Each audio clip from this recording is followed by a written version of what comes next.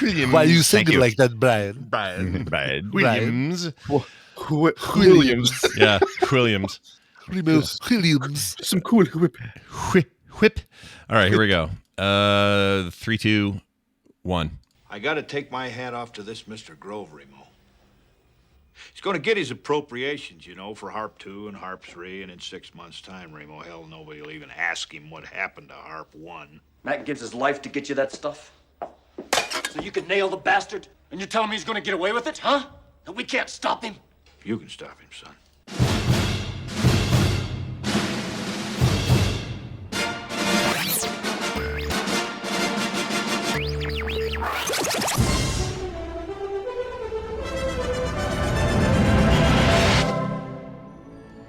You smell like hamburgers. This is Film Sack.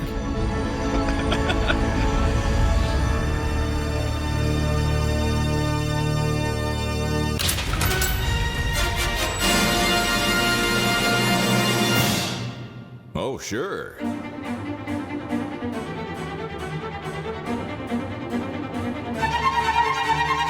Well, hello, and welcome to Film Sack. This is Film Sack, mining the very depths of film entertainment for all mankind. This is episode 650. Ooh, I'm Scott Johnson. that's impressive. Joined today by Brian. Ain't no Ward like a Fred Ward Dunaway. Oh, thank you very much. Do you feel any tremors? No? All right. Oh, hi. Hi. This week on Film Sack. 1 second. Okay, I'm back. Remo Williams. Hey, is this where the adventure begins? No. Was that it? Seemed like you were going somewhere with that. Just one and done then. All right. I guess we'll just take what we got then. A new identity in the ICU of Amazon Prime, where we are shocked to find our new face looks a lot like our old face. Sans Mustachio. No, why action adventure non-starter series from 1985 starring our favorite Fred Ward. Would you do this to us?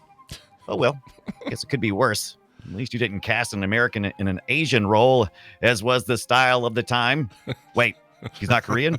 Anywho, welcome to our top secret organization consisting of a literal bank of computers, 2 guys with mustaches, not you, and a trainer of some martial arts we made up, who will probably kill you before this is all over. So all I can promise you is sugar babies for breakfast, pressure point pleasures for lunch, and dreams of Janeway for sleep. Star Trek Connection. Sorry, Randy. Your vacation will be 2-minute rice when you're not looking over your shoulder for Dobermans. And if you live to draw a pension, it'll be a sequel. Randy, you'll move like a pregnant yak. Nice. I don't think that of you, Randy, at all. I think you're a beautiful man, and you don't move like a yak that's pregnant. A drunk monkey? Drunk monkey. There you go. Better. Let's get move on down the line to Randy. They don't call him Tiffany Teeth Jordan for nothing. Jordan. Aloha, Scott, Brian. Yo, thanks for coming out of your comas. You've been resuscitated by an organization that doesn't exist, and we've given you a new face that looks almost exactly like your previous face, as well as new names that we found on the bedpans. Okay, now, you're going to begin your 15 years of training that you'll only actually do for like 6 days. I mean, whatever. You're going to do great. I honestly have no real understanding of what your purpose is through all this coma, surgery, training, investigation. I'm sure we'll figure something out along the way. And you should survive. As long as you... 3 rules. Number 1, surround yourself with technology. It's everywhere, and it's as useless as a chair that takes the temperature of your ass while you sit there. Number 2, turn yourself over to a self-assured Jewish man cosplaying as a Korean, but somehow managing to offend every race in existence. Yikes. Number 3, spend the majority of your time climbing around on Ferris wheels and Liberty statue scaffolding. Seriously, spend a tremendous amount of time on this.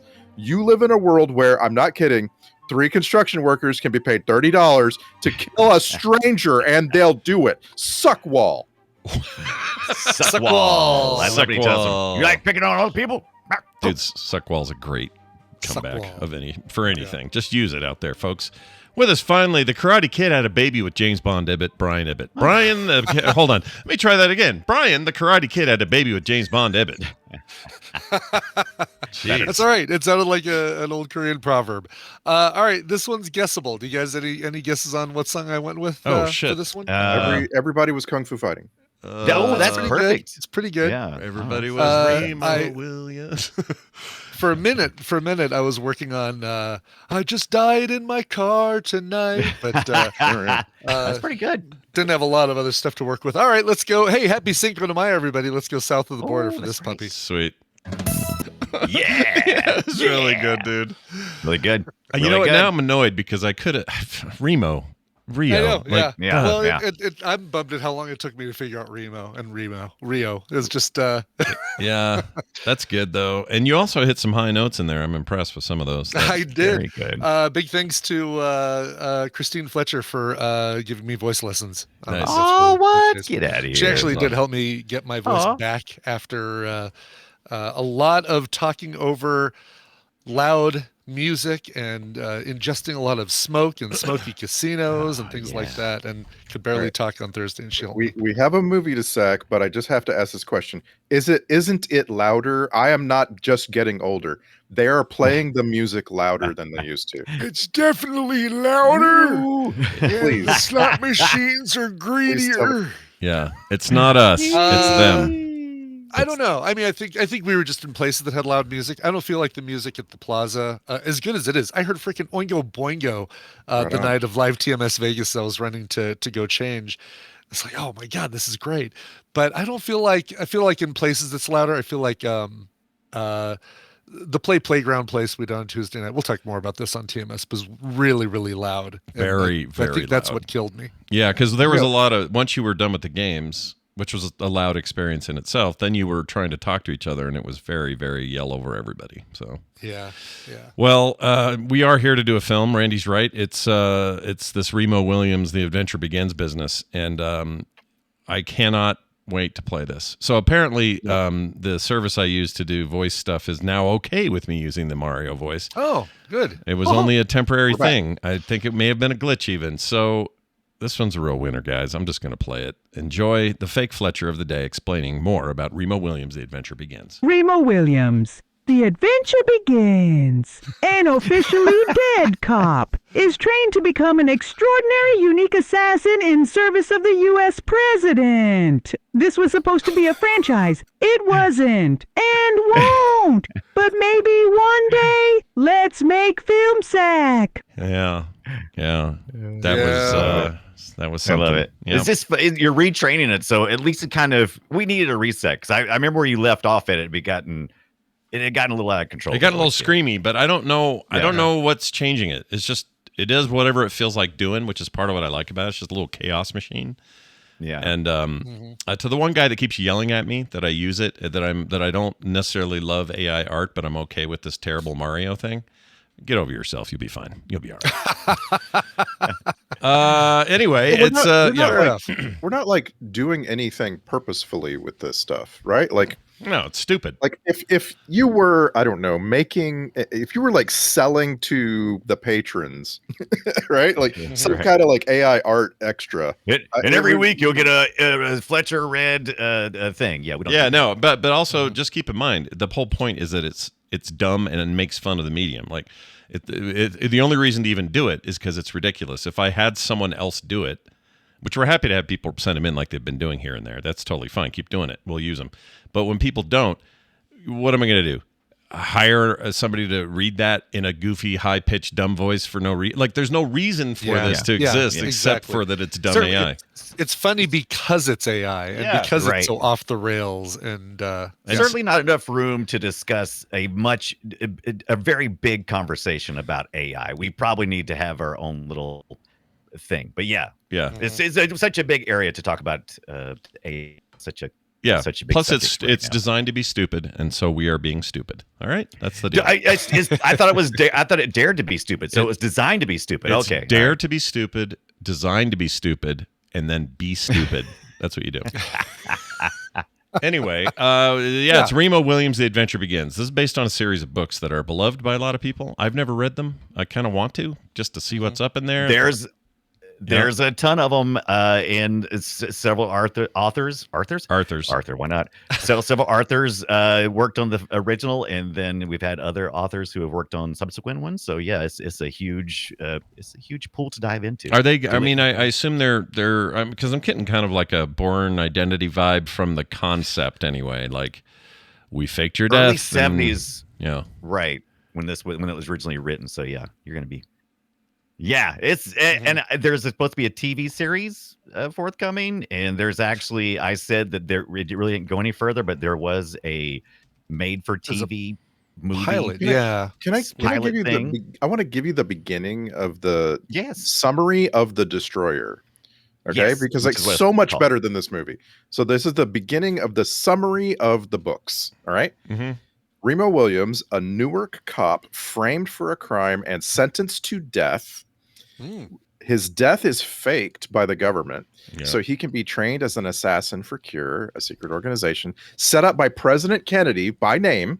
This is that President Kennedy is named in the books. Really? Okay, all right. To defend the country by working outside the law. The head of Cure is Smith, a man selected by the president not only for his brilliant mind, but also for his integrity. Smith is a former law instructor at Yale and served in the Office of Strategic Services during World War II. And then we get on to Chun. Chun is from the books, blah, blah, blah.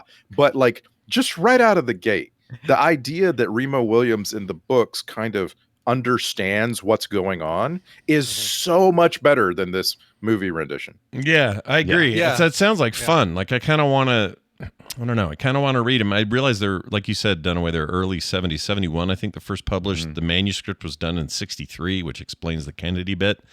Right. And, you know, these are the kind of I actually like this ilk of novel. I would probably enjoy it, but I don't know if I can do it. Like this movie is not terrible. Like it's kind of a fun time, but it really I feel like it would sour my reading. I feel like I wouldn't enjoy the book as much as really interesting. There's so many things that we've seen since this that have done all the things that this does right at the time, like, oh my god, so he's, you know, they faked his death and so now he's this covert dude who can do just about anything, go just about anywhere and not be recognized. It's like, oh, okay, well, yeah, now in 2024 we've seen 45 movies in the last 2 years that fit that description. Yeah, this is just a movie that is fun for Fred Ward fans, who I am, and I had a lot of fun watching Fred Ward do his thing. I loved it. I loved that part of it. Yeah. Sure. Fred Ward's a good time. Let's admit it. Let's just admit it as a people, as a society, that Fred Ward's a good time. Here's my problem with Fred Ward. He's not really a very good actor. He's kind of a bad actor. Now, I don't know if he's a very he comes off as a person. Yep. That all sounds great. Does he do? I was wondering if it was just me. Oh, did I break up? Yeah, you're good. You're back. Yeah. You're good now. Okay. Sorry. You sounded like Fort's well, you were breaking up earlier. Stairs. Yeah. Right.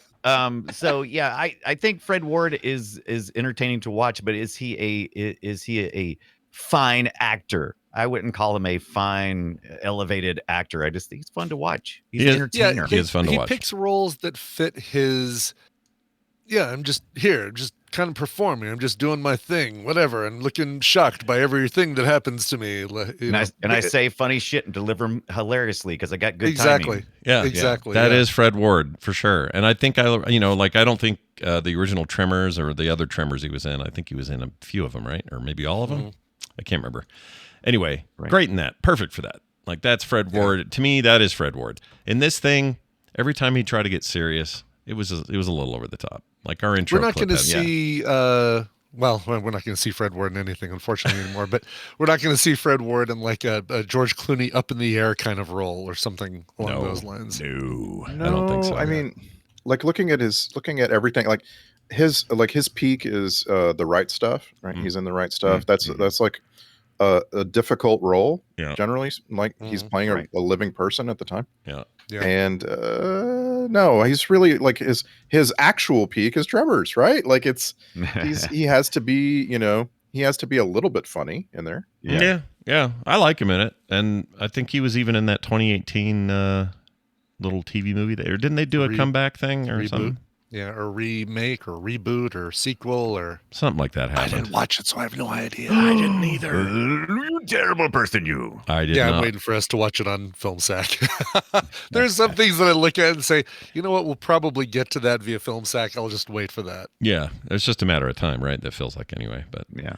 Anyway, another thing I forgot about Remo Williams is I forgot that we cleaned up the Statue of Liberty during that time. Remember when we yeah, scaffolded everything around the Statue Mhm. of Liberty, and we all made her bronze again, which she is, and then immediately she turned green again. Mm-hmm. Because that's what we always remember. Because I remember thinking, what? She's not Mm-hmm. she's not green.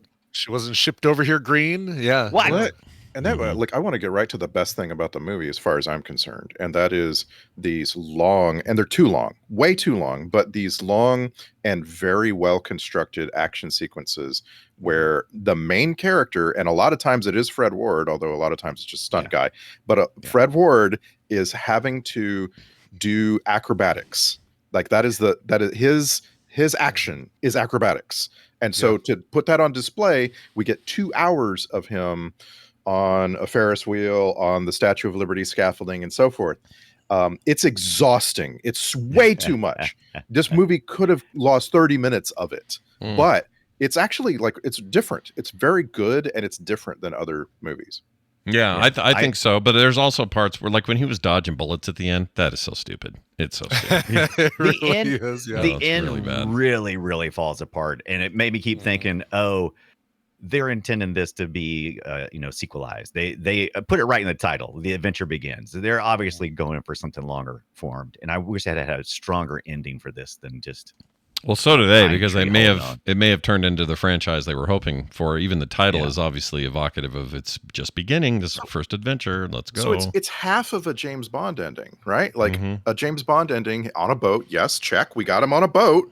And you have the trainer sort of looking on and smiling and being proud of his work, right? Sure, that's fine. It's not cute. But it doesn't have Remo like macking on the girl. You know what I mean? Like it's missing something. It's also missing stakes. Like the really his final battle is just flipping a guy over a truck, a Jeep, and then tossing a burning stick. He finally becomes an assassin. He finally assassinates. He finally becomes an assassin, but there's no, I want a villain's lair in a volcano. Yeah. And we basically just got, dogs chasing him upstairs. That Doberman scene was pretty wild. It's great. It's great, but that would have been better, like in the middle of the movie, as opposed to being part of the climax. Those poor dogs, though, you could tell their mouths were artificially pulled back to show their teeth all the time. Oh, they were trained to do that. They were trained to bare their teeth. Are you sure? Because it looked like something was in there, like it was jammed in there. You could feel when the dog trainer off camera makes this command, and they all smile. Yeah. I gotta admit, though, I do love the two dogs grabbing the bar to pull down the fire escape stairs. One of them like jumps up. Nope, not enough. Gonna need the other one. Yep. So folks, if you haven't watched this movie, you need to watch it for the unintentionally funny dog scenes. Yes. It is. Yeah. It doesn't mean to be so damn funny, and it's hysterical. It's laugh out loud funny. Yeah, it's actually pretty good. Real quick here, I didn't want to forget to say this trivia. What's his name? Hold on, where's his name? His name is who's the fake Asian guy? He's not Asian. Joel Grey. Joel Grey. Did you know he is Clark Gregg's Agent Coulson's father-in-law? Did you know that? No way, really? Yeah. Oh, he's Jennifer Grey's right, because he's married to Jennifer Grey, baby from Dirty Dancing. I guess I didn't realize that she was related to Joel Grey, but it makes sense. They must be. Did you know that I thought he was really an Asian in this movie until I watched it this time around? In 1985, I'm with you. Or whenever this thing came out, I totally with I had never seen a Korean in the 80s. You never saw any Koreans in the 80s. I didn't know. Let's get this out of the way. This guy is born Joel Katz to parents whose names are Mickey Katz and Goldie Epstein. Yep. Okay, Nice. so like he's no not. relation, I hope. Yeah, he doesn't come into this thing with any kind of like Asian. There's no Asian. There's nothing for him to pull upon. But he spends the whole movie squinting, and he has just the barest little bit of eyeliner on top of his eyes, and it's like you almost can forgive everything. It's hard to, but like this never makes any of the lists. I looked up so many lists of white actors egregiously playing non-whites, and I never found him in the lists. And I'm talking about like I went far. Like there's lists that complain about Al Pacino and Scarface. How dare he play a Cuban? Right. And like never found this Joel Grey guy. It was interesting how the character was portrayed too, because he's the racist in this movie. Everybody, even though he's playing supposed to be Korean, he's the one who's like, we're superior. The Koreans are superior to every other Asian race. How dare you even compare me to them? And you lazy Americans. And I don't know, when you treat it like that, it seems like it's maybe less offensive, but I don't know. I'm not the offended group. I'm not the offended group. Exactly right. I mean, it is kind of funny to have a white actor, a Jewish actor playing a Korean person, and then have that Korean person rip on the other. Right. This movie was made after The Karate Kid had already come out, so it's not like they didn't have an easy little thing they could have done. Yeah, it was a year. Not a year later, I guess. Yeah, a year later, or 2 years, something like that. 84. Yeah, 84 was the other one. So why didn't they look around and go, oh, let's just get an older Asian? Like it doesn't even have to absolutely be Korean, right? We just get a Chinese older actor who, like maybe maybe all the those actors were busy doing little Trouble in Big China backwards, Big Trouble in Little China, because that comes out the next year. So obviously we started getting it at least more right. Sure. Maybe. Yeah, what it comes down to is in 1984, 1985, people just weren't thinking along these lines at all. And now it's all we can see. 2024, we're looking at this like there is a white Jewish guy playing a Korean.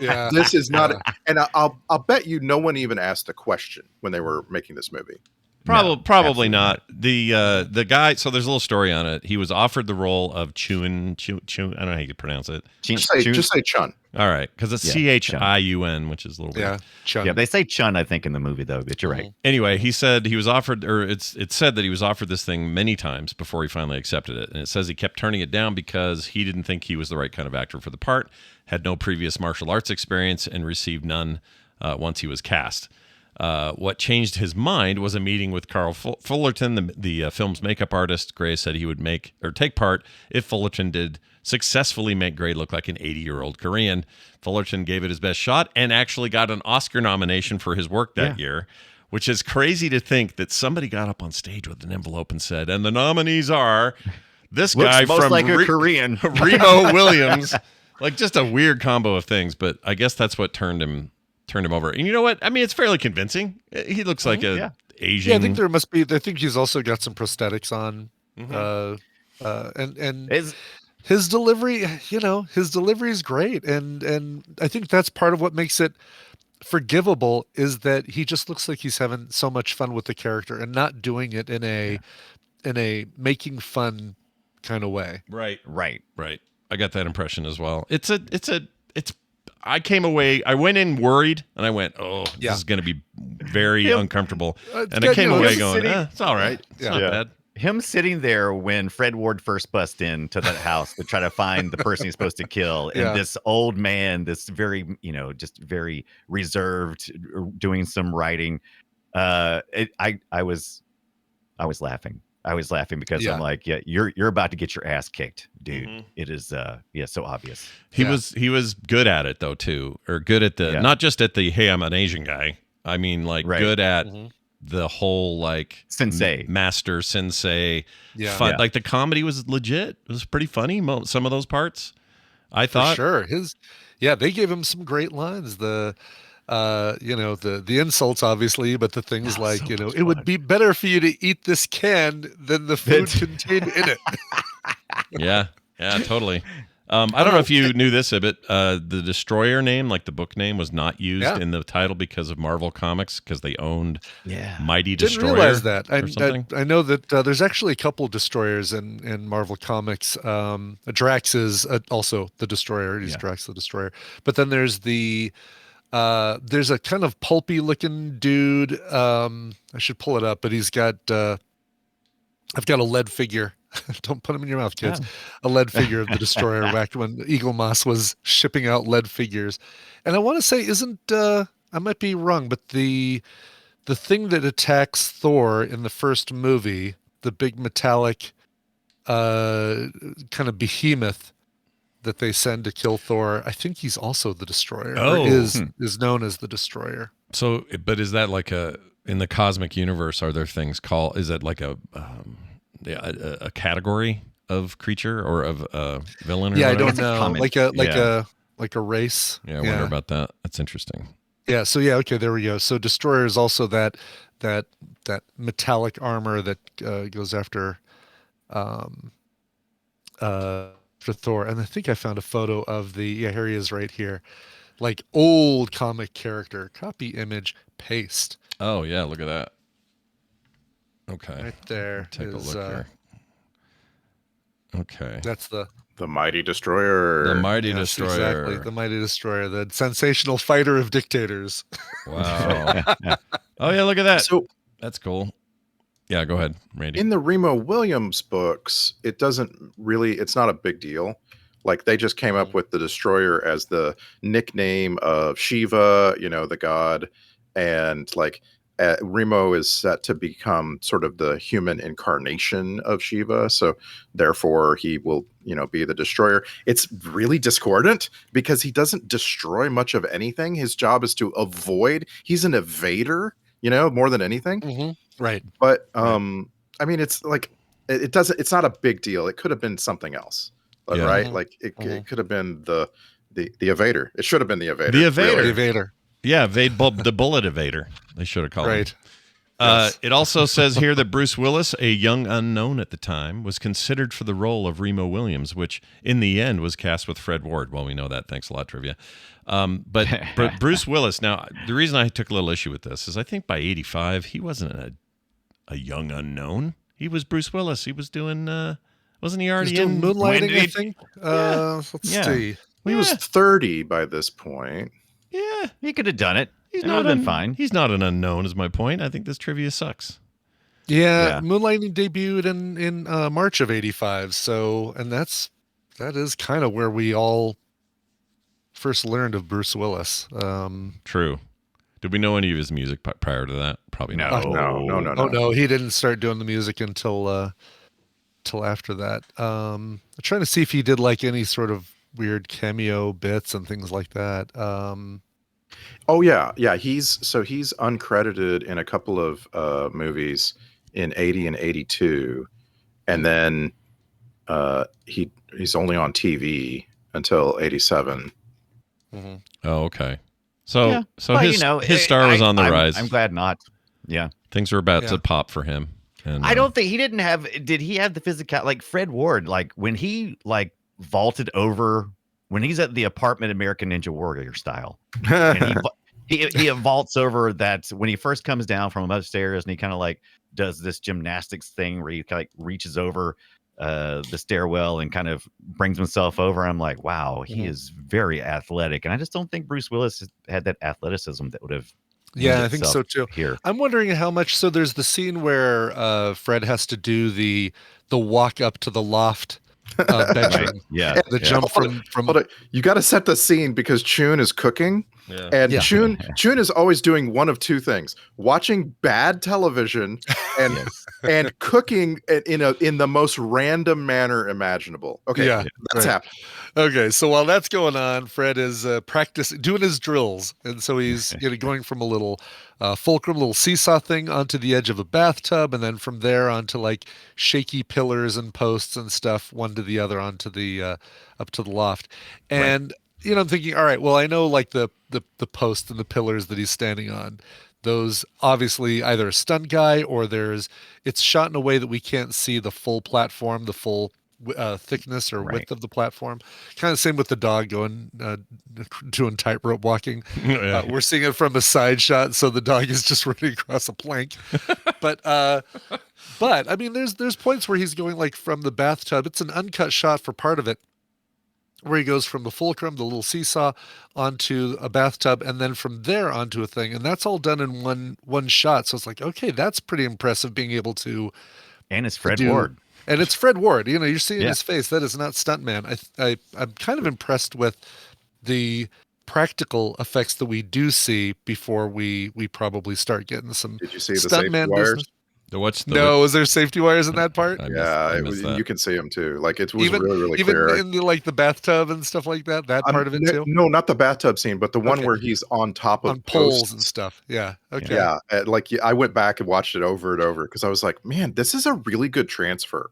This is a real, like, the quality of this film is super high for its time frame. Like you could see really a lot of things really clearly that I'm not used to seeing from 80s movies. I have a lot of questions though about how that apartment, is it rent controlled? Who's paying for that shit? I know, man. Sure makes a lot of money for that apartment. Yeah. That's federally subsidized. Yeah, that's some money coming from. Usually from when the you've US got government. people on wires, you've got like jumps that Pulled. seem to last a little bit longer than they should. Like it feels like okay, well, gravity physics won't allow you to kind of hang in the air as much as you do there. But where they're running across water or something, you mean? yeah, a lot like that, exactly. But the jumps, I'm impressed then because I did not pick up on that. Interesting. Yeah, you can see them real clearly, and it's in the IMDb trivia. It's in the goofs. Sure. Oh, yeah. Well, those things show up. Whatever. It's still Fred Ward up there, which is impressive. You know. Yeah.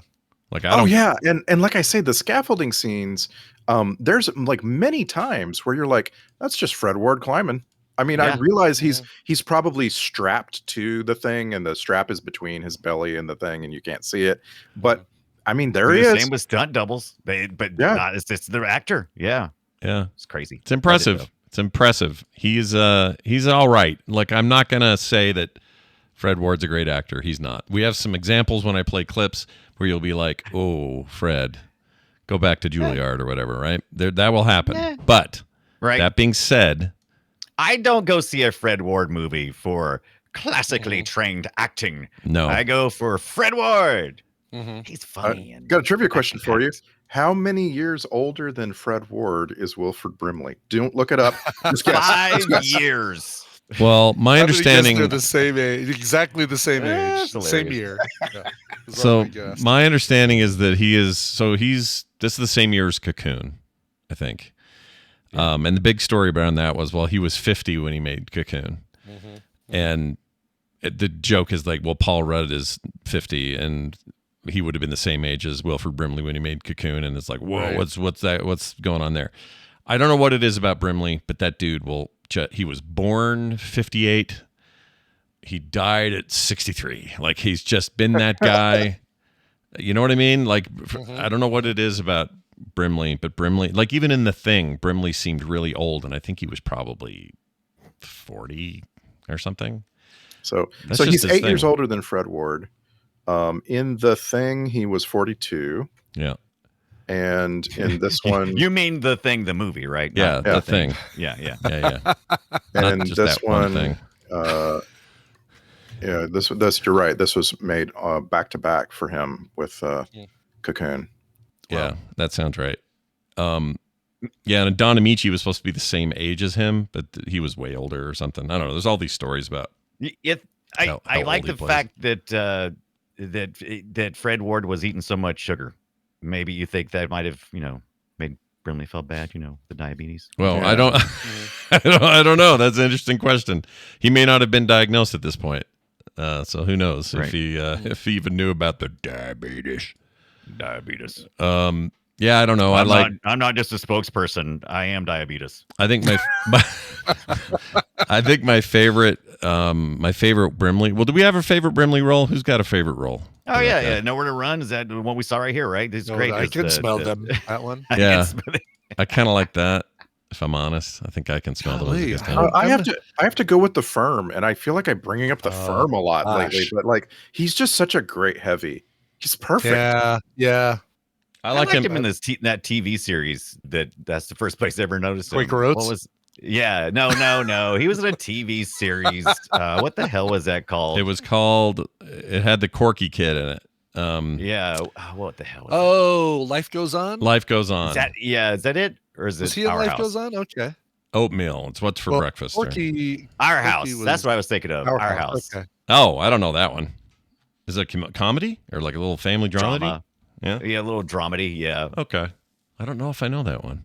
For me, I always think of The Natural. I loved him as the coach in The Natural. I always like that. Oh yeah. Him and So that Our House, other guy. Our House is like the kid's dad dies, so they move in with their grandpa. Yeah. I think that's right. That sounds right. It's been forever. The 80s film, TV series, excuse me. Yeah. Oh, here it is. 86 to 88. Started on September 11th. Whoa. Yeah. Nice. Let's see. That was their 9/11 in the 80s. Let's see right here. James Lee Barrett died a year after cancellation. Okay, I'm trying to find who that was. Oh, Deidre Hall. That's Just love what it is. the show artwork. It just looks like Wilford Brimley is surprised he's got all these people all climbed on top Grandpa! of him. Yeah, he's also kind of. He's sort of crooked, isn't he? A little crooked. His belly's going that way. His body's going that way. You would too if you had the whole family sitting on you. Jesus. I think this photo gave him diabetes. I don't know. Yeah. Anyway, what else did he do though? There was another one called. That's not the one with Corky. Life Goes On is the one. I think I'm Okay. getting those two confused though. Yeah. I think because he's kind of Brimley's saying. Yeah. Lived to 85. I drove past his thing again on the way to Vegas. His ranch. His ranch. Yeah, Nice. out there in Hurricane. Big, beautiful, sprawling ranch. I don't know who's in there cool. now. I think his mustache runs it now. I don't know who's running it. Anyway, let's see Left here. it to his mustache. Yeah. I also have a little bit of trivia here about. Oh no, I read that one. We've talked about the Destroyer, so I'm not reading that again. I will say, and you brought it up earlier, Randy. Suckwall is a great cop thing to say. I wish more cops would say Suckwall. Let's get that going. And it's of a time in the 80s when we had action sequences where we had criminals and non-criminals fighting. They had to say weird, funny things. Yeah. And like it just felt like it was right out of a Schwarzenegger movie. This one. Yeah. Yeah. What? One thing we haven't talked about yet. The director. He's done all the Bond shit we've seen. He's like a big Bond director guy. Hold on, let me find his name. I closed the tab. His name is Guy Hamilton. There he is. Yeah. And so far, like we've seen one, we've seen Goldfinger was remember they changed directors every movie for a while. Yeah. And he directed Goldfinger. That's the only thing we've seen of his on FilmSack. Well, yeah. But there's some options. Yeah, here. we got Man with the Golden Gun, Diamonds Are Forever, Live and Let Die. What else did he do? Let's see. Can't find any more. So that might be it. He did the Battle of Britain movie. What's that? It's 1969. It stars Michael Caine, Trevor Howard. Never heard of it. It's about the Battle of Britain, and it's about it takes place inside the intrigue of the British Royal Air Force, right? Yeah. And it was a pretty big movie. Like, I want to see it. I've never heard of it. I mean, I've heard of the Battle for Britain. I've never heard of the movie. Yeah. Of the movie. Yeah. Here's look at Michael Caine in that movie. He is a handsome young man. Look at this. Oh wow. I mean, he's no Remo Williams, but sure. That is the best. That's the best call or bring back I've ever heard you do. Did everybody agree with me that when he wakes up and they're like, we've completely changed? What have you done to my face? I'm like, you shaved him. Like, yeah, it really exactly. He had a nose prosthetic. And that was about it. I mean, it was the nose prosthetic and the mustache. And I was mad when they brought him to the organization. He comes in, everybody else has got a mustache. I'm like, oh, that was just some hazing. Then I guess made him shave his mustache. He has to grow it back or something. Jerks. Yeah, what a bunch of jerks with the fake nose. J.A. Preston play that character was pretty good too. I liked McLeary. Too bad he had to kill himself, I suppose. Is it chick in the bucket? I mean, he cut the two green wires coming to his nose that was coming out of the wall, but we didn't really have any. I guess we just assumed he was dead, but who knows? You talking about J.A. Preston? I mean, they threatened that they'd have to, yeah. I got such a Richard Roundtree vibe from him. Like at the beginning, I thought, oh, it's Richard Roundtree because he's dressing like Shaft and he sounds like Shaft. And no, it's totally different guy. I think we're supposed to believe that he killed himself, right? He killed himself because he was ready to do it anyway as part of the cure, disavowing any knowledge of their existence. Kind of thing. I keep this pill right here in my pocket just in case. He always my favorite movie of his, or there's two of them. I like him in Air Force One. He's the White House general guy. He's not credited though, but I like him in it. And then he's he's the lawyer or the judge, advocate general guy in A Few Good Men, and he's very good in that. If you guys haven't seen that in a while, he's fantastic in that. Sorry. He had his character had the second favorite for me, kind of the Chekhov's gun. Even though it was very short, it was like, hey, look, I have a fake arm. Now look, I'm doing the thing where the Doberman is grabbing a hold of it, and I'm just gonna let it rip off, and I'm gonna run away. Not quite as good as Tiffany Tooth.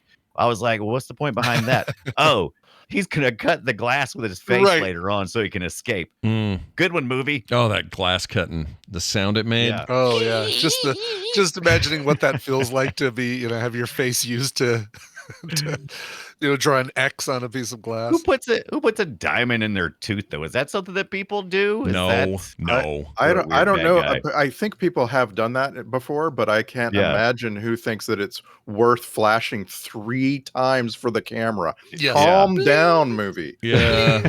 You don't have to badger me with things. Like, you can just show me something and move on. Yeah. It was very Bond-like though. Like, here's a weird Very villain. much. Yeah, we've had Diamond Face recently in one of the more recent films with somebody who was too close to a box of diamonds when an explosion happened or something. I can't even remember. I think that's what happened. That was the one in Korea, right? The North Korea one? I think so. Yeah, I think so. It was one of the Pierce Brosnan ones, if I remember right. Yeah, last one I think he did. I think. And then, that's the one with Halle Berry in it, I think.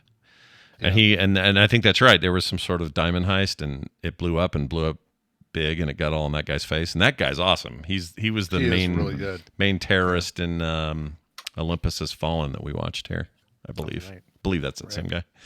Anyway, I also had a big problem with computer tech in this movie. I thought it was laughable and stupid, especially for the time.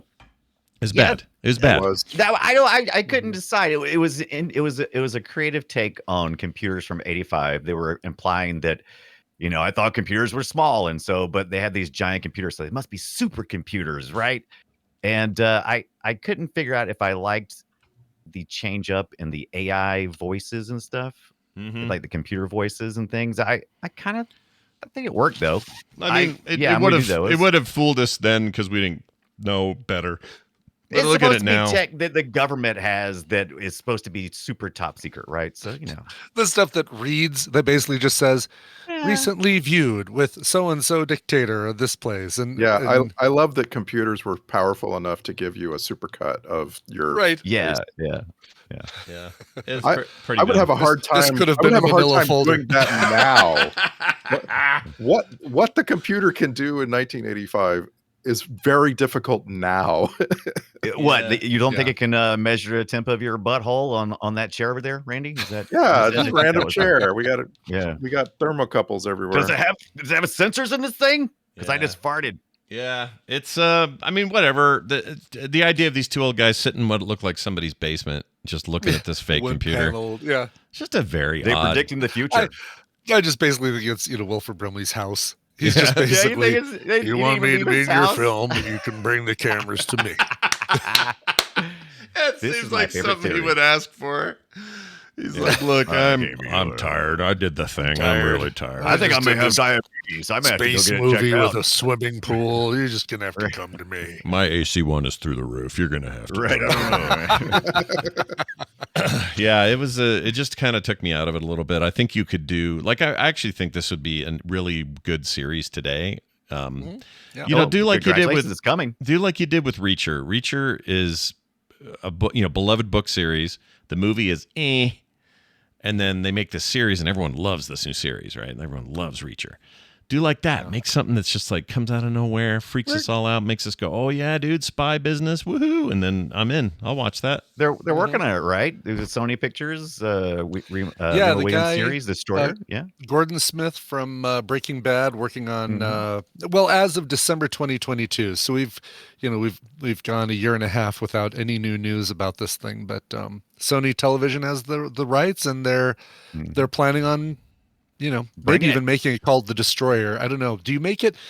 Do you distance yourself from Remo Williams? Absolutely. The Adventure Begins? Yeah. Probably, right? There are no Remo Williams fans clamoring for a TV series that is in such high demand. There's four on this very call, Brian. Yeah. Well, I mean, Right, okay, and maybe a few listeners out there, and that's going to be about it. But I think your point is, that if you know Remo Williams, you'll know about the Destroyer. You'll be excited for it. If you don't know or didn't like Remo Williams, you might not know that the Destroyer is Remo Williams, and you're more inclined to watch it if it's called the Destroyer. Yeah, good point. Also, I don't think those kinds of worries like they used to have about, that's a name in Marvel Comics, we can't use it.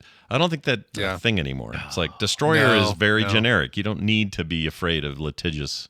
If you're going to say Mario, and it's in the context of it's not a little jumping man, even Nintendo wouldn't care, and they'd care about everything. So just call it the Destroyer. Okay. Put somebody cool in there. I don't know who's good now. That's what I was curious about. How do you play the Chun character now? I mean, because the whole thing's kind of a joke anyway, right? The martial arts is made up and it's supposed to be. God, you got to play it totally different. Well, yeah, but if you got an older guy, this would be much more serious. But I think you just hire. Is Jackie Chan too?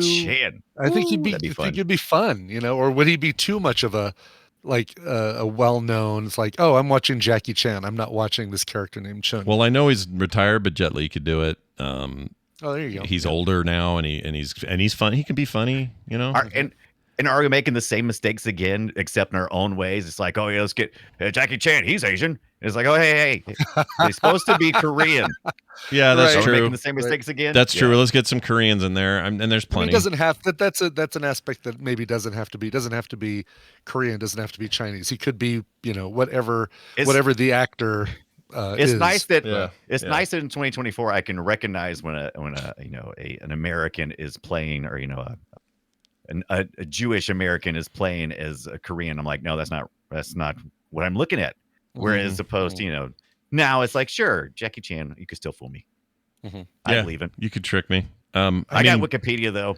Having grown up, I feel like this movie was really, really set. It was like determined to focus on the Joel Grey character as much as possible. Like this is not a movie that's only about Remo Williams, and it missed a chance to also focus on the Kate Mulgrew character and have her actually do things, because that would have been a really interesting way of going. Like, you have Remo Williams training, and you have Kate Mulgrew actually discovering a scandal, actually coming to terms with things, like digging in, doing things secretly. You know what I'm saying? Because the way it is, it's actually, instead, Kate Mulgrew is just some soldier in some bureau who's found something wrong, and they're going to bury it. And it's you don't get the character.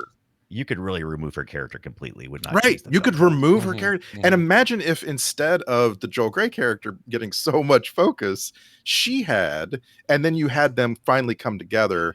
Because when they actually do come together, she's just like, oh wow, I was just looking at a picture of you. This is weird. And he's like, yeah, and he doesn't say anything. And he's like, well, yeah, of course they don't have chemistry. We haven't been given any reason to care. Yeah, yeah, that's fair. We haven't talked much about Kate Mulgrew for a reason. It's not her; she's fine. I like her. It's her character is just so unneeded. It's not even they try to make it romantic toward the end, but that never felt natural. Everything's weird. I didn't like her whole vibe. So take her out of it. You don't need her in there. Maybe in the show you do. Maybe she's in the book and it's important. I just think you could rewrite it and do better today. That's all. I think there's a better chance for an adaptation now than there was then, and you don't have to do it in 2 hours. And so speaking of which, this movie's 2 hours long. Good Lord, guys. It's a long the movie gives as much lines and screen time to the traffic cop on the side of the street when they first meet. So Kate Mulgrew and Fred Ward first meet on the street. He's going after a guy who's in a car, the one with the gemmed tooth. Yeah. And Kate Mulgrew leaves. She just leaves. And suddenly we have a full minute of a traffic cop just telling Remo Williams she's going to murder him. If he doesn't stop what he's doing, she is going to end his life. And it's just a cop. But it's like, this cop gets so many lines and screen time. I loved it. I have a confusion point in the beginning. When he's chasing after those guys and they're beating up that dude. Was that was 100% a ruse by the government or by the gangsters. I think from Cure to pull Yeah. him in. I mean, it's basically the equivalent of the framing him for murder that they did in the books. Basically just got him fake his death so that they can. Okay. Scott, like me, were you confused by the fact that there seemed to be two rival gangs fighting, and then suddenly they were all fighting Remo? Yeah, that's what I Together? meant. Like that they guy joined that forces instantly. Well, the guy that It's he went to confusing. rescue because it looked like they were beating him up. In fact, they were beating him up and chased him forever. Yeah. And then he goes in there, and then that guy turns on him and hits him or whatever, or backs, gets him while he's not looking or whatever. And then you're like, oh, he's in on it. I don't know. All of that just felt weird to me. I just didn't. Chased him I forever in enjoyed- silence. Did anybody else turn up the volume? It was so quiet. Oh yeah, that was really weird. I did not pick that up. That's funny. Yeah. I liked it. I actually liked the beginning is like its own little movie that's really, really good. I like the silence, and I like the fact that we were setting up the character as like this reluctant hero who's just kind of given up and being forced into something. I kind of like that part of it. Yeah, it's He all was right. My favorite part. If The any setup. police can chime in, are you allowed to have a pig on the dashboard of your police car that has a waistline, basically has a waistband that's big enough to put a cup of coffee in to hold it instead of a I cup loved holder? it. Yeah, I kind of like that too. But I'm guessing we have cops who listen. We do, yeah. Right Yeah. in. We'd love to hear. We'd like to hear what the official stance is on that crap. I think you get to get the same car every time you go out on patrol. I think you just take whatever's available. And so, Yeah, that was pretty crazy. Yeah. Also, I would think it would take. I don't know what this is supposed to be. It looked like the boardwalk, or I don't know what they call it in Jersey. What do they Yeah, call it's it? a boardwalk It's a in boardwalk. Jersey. Jersey Yeah. Shore Yeah. or whatever. Can you just go in there and just like take over the rides and train on them? You know what I mean? You Like, care if you're chun? I guess Yeah. so. I guess he's got the power. He's got the backing of the government. He's got the money he needs, whatever. But Yep. He's got the Yep. I still don't see how it's a great place to train. It's a very Miyagi thing to do. It's like, hey, It really is. I mean, that ride, the Wonder Wheel, which if you're also from California, you've got one of those at California Adventure where you've got alternating Ferris wheel style cars, and then every other car is on a track that can slide back and forth. It's a great ride to do this kind of training thing on, because there's so much unpredictability with when is that car you're in going to slide forward. oh right, According to IMDb, not a single shot of this thing was filmed in New Jersey. It was all in New York City. New York City. Yeah, the Wonder Wheel is on Coney Island, get a rope. Sure. and so that's Brooklyn, and all of the forested stuff was filmed in Mexico. Oh wow, really weird. Wow. I, For those of you who know Tina's fear of Ferris wheels, by the way, it was that ride, that specific ride, the California version of this, that we had to stop the ride because Tina was on the floor of the car saying, "Stop the ride! Stop the ride!" I did not. You know what? I didn't know her and I had this much in common about Ferris wheels. Yeah, because I'm the same. Her brother Rector, we have an amusement park here called Elitch's, and they would go on the Ferris wheel, and he would rock that thing back and forth. And this was a Ferris wheel that didn't have a seat belt; it was just an open bucket kind of thing, or an open seat. Mhm. And so he'd get this thing rocking to the point where she was screaming and crying in fear that they were going to fall out. When it rocked, did it make a very loud whooshing noise? Probably, yeah. What a horrible. Probably not. This Probably movie- not like the one in the movie though. Yeah. In this movie, these things growl when you rock them. I thought that was Remo, because they use that same sound when he's doing the elevator stuff on the Statue of Liberty with the wrecking crew, and he's on the side, and then all of a sudden it's, where'd he go? Yeah. But that was the same sound, so I was like, oh, maybe that's what we were hearing. That is such a mean brother thing to do. I'm mad at him. Oh, for totally doing that. is. Yeah. That's shitty.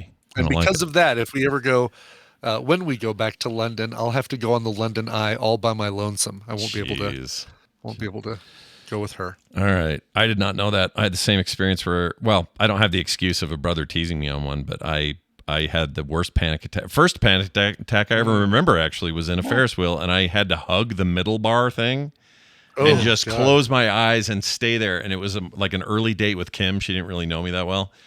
I bet she had some real questions that day. 'Cause I was like, Why is he white knuckling the Ferris wheel? We Yeah. haven't even done the roller coaster yet. I had no idea what was wrong with that. And you know what's funny is roller coasters, no problem. Drop things, no problem. Sure. Like, Sure. I don't know what the difference is. There's something about the slow ascent to hell about Ferris wheels, and I can't do them, Vegas or otherwise.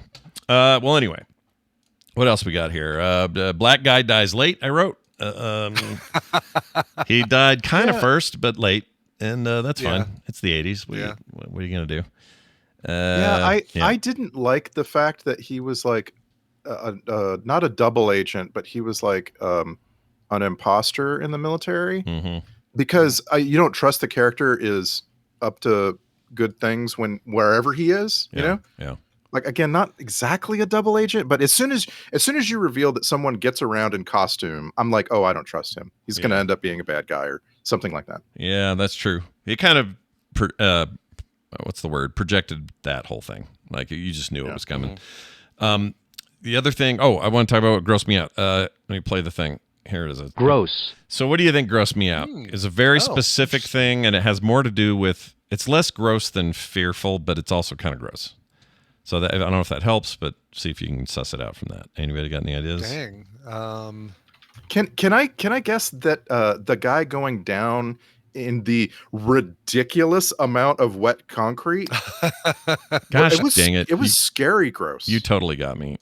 That is correct. Yeah, I hate that so much. That freaks me the F out every time I see it. I don't like it. Well, and it's like, who would pour that depth of wet concrete at once? Right. What frame could hold it? Right.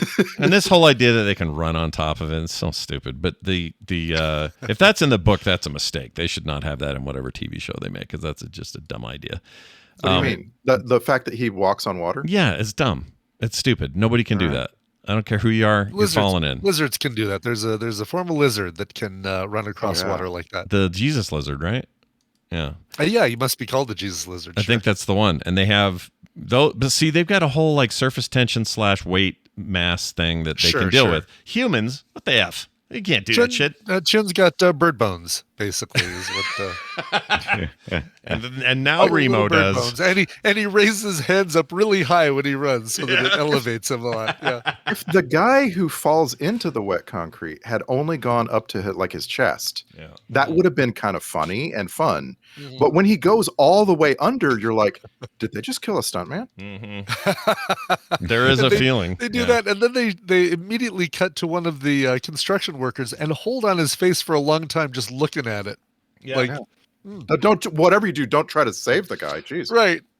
Yeah, that was cheeseball. Yeah, I couldn't figure it out. I kept going, they just paid these construction workers just to be like asshole assassins. $30. Yeah, and I was like, and I just couldn't figure it out until later on when he went in early to kill Remo in the gas out. He came in and said, "You killed my friends." And I'm like, oh, his friends were just posing as construction workers. Oh, now I know why they're maniacal. I don't know why I paid them $30 still, but still, yeah, right, yeah, they're weird. That whole thing was weird, and the whole Miller Time thing, like they're gonna kill people for $30 and then party. Yeah. Like none of that made sense. Yeah, party. Why not? I mean, it was the mid '80s in New York. Or a violent time. That's right. These guys, if you were a construction worker in the 80s, you were down to kill people for $30. Absolutely. That's what you did. Sign me up. Yep. Why count it out in a big pile of ones? I have no idea. I don't understand. I think that was Dick Clark's idea. I think that was Dick Clark's influence. I think that's the fact that Dick Clark is, $30 sounds about right. I asked the guy who did our luggage this last week, who I tipped. We gave him a 20 because he went forever. Like, the guy was awesome. And I said to him, because I think of stupid shit like this in the moment. And he says, I go, here you go. And he goes, oh, thank you so much. And I said, by the way, I'm just curious. If I had given this same $20 to you, but doled it out in ones, how would that make you feel? Or would that be annoying? Like, where would you be at with that? And he says, well, I guess it's the same amount of money, but yeah, it would probably annoy me. And I said, I appreciate your honesty. And he says, well, I appreciate the 20. And he left. I appreciate 20. See, do you want me to kill somebody? Yeah, you need me to kill anyone? I need $10 more dollars, and I'll kill someone. No problem. This movie, I don't think you could get much more steeped in the 80s than this film, though. Between everything that was happening, like I said, the cleaning of the Statue of Liberty, which was a huge deal at the time, shutting it down. What? You can't get to the statue?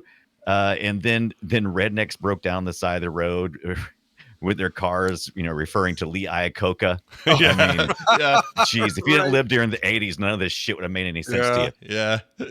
That's a good point. Well, that's all I got written here. Does anyone else have anything that you want to make sure we get out before the world ends? Yes. One last thing. Yeah. William freaking Hickey. Oh shit! Yeah, shit. Oh my gosh. The blessing. He was so young. How is this possible? Yeah. But he's still so young, yet still so old. I don't have all day. Can you please throw the rings on the bottles? See, and it's scenes like that make me want to love and remember this movie and maybe watch. Oh, what? Oh, did we lose everybody? Mm-hmm. Oh, weird. Do you back? Do I hear you? Oh, do we lose you? For a second. I heard Randy and Brian. Yeah, it went away. Yeah. I think Discord's farting around today. I don't know what's going on. Okay, I hear you all now. Just in case you did get this recorded, Scott. Yeah. We were talking about William Hickey at the Coney Island with the bottles and the rings. And it's a fun little diversion that shows off Chun's powers, right? Correct. And it's like, why isn't there more of that in this movie? Like, if that happened consistently throughout the movie, right? It would be a beloved film. I think so too. Like every time he did stuff like that, I was either laughing. I think it's to that guy's credit. That great, what's his name? Gray. Oh, yeah. He's very, very good at like the sensei, but also there's some deep, darker shit going on. I don't know. There's something. He was good. Joker did fine. He did great. And that guy's working, by the way. He's in everything. Oh yeah, tons of shit. Like more than most of these other actors. He just worked. Still works. Yeah, I did. Another thing that was happening during this movie that was totally 80s. You may not remember the Star Wars program. That was a big deal during the 80s. So that was the centerpiece of and military overspending. That was always a big subject, probably because of the Star Wars type stuff and everything. And so everything in this movie it felt like it lives and breathes in the 80s. Yeah, for sure. I've never seen this movie before. I had heard of it, of course. Like I'm living in the United States during this time frame. I've heard of this movie, but I always thought it was like a kind of like a bit of fun romp garbage. Mm-hmm. You know, like that, and it intended to be a fun romp, and it just didn't live up, so it's garbage. Mm-hmm. And now I totally misunderstood it. Like it wants to be a new James Bond, and it doesn't have the chops. Yeah, it doesn't. Like their expectation for this series was too high if they thought this was enough. This wasn't good enough. And it tanked. It did not do well in theaters. I'll tell you what I always do though. I mix this dude up with let's see if I can find his name. Buckaroo Banzai? No. Oh well, I mix up the movies, yes. That's funny you say that, because that is another thing I do. I mix up those movies. But Fred Ward and the dude, his name just left me. The dude from Jackie Brown. What's I tell you. Okay, so the Jackie Brown film. What's his name? Yeah. Hold on, I'm gonna find it. That wasn't Richard Roundtree, was it? Robert Forrester. That was Robert Forrester. Robert Forrest. Yeah, and Forrester. Forrester, the Fred Ward looking dude. Yes, yeah. I mix them up constantly. Yeah. Constantly think it's that guy, and he's a real good actor. That guy's great. Yeah, vacuum dude. You said Yeah, he's very good. I always confuse. For some reason, I don't confuse when I see Fred Ward and I see this other actor. I don't get them confused. Same with Jackie Brown. I don't get the actors actually confused, but I forget who played the role. So I forget who that was in the movie, and I sometimes forget that Fred Ward didn't play for some reason in Bill and Ted. I always think that he's Death for some. I'm like, no, that's not right. Yeah, that's definitely not right. Well, which one was in Black Hole, Disney's Black Hole? Because it's one of these two guys, right? Oh, really? Yeah. Hold on a second. Unless I'm thinking about it, maybe there's a third guy. Remember. Yeah, I was gonna say I don't remember. What is? Because William Sadler looks nothing like Fred Ward. But for some reason, and Robert Forster doesn't look anything like Fred Ward. It's Robert Forster. It was Captain Dan Holland. It was Robert Forster. Yeah. Look at that. See, and I've got those two completely swapped in my head. Yeah. And I forgot Borgnine was Robert Forster at the time of the black hole looked like the age that Fred wore. Yeah. Yeah, I mean, there's clearly an age this difference. was an early 80s, right? It was, late 70s, 1979 for Black Hole. Yeah.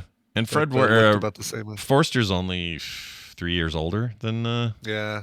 So they're they're cut from the same cheese, these two. Definitely cut from the same cloth, yeah. Yeah. Cheesecloth. Cheesecloth. We'll put them together. Sure. Yeah, it's totally fine.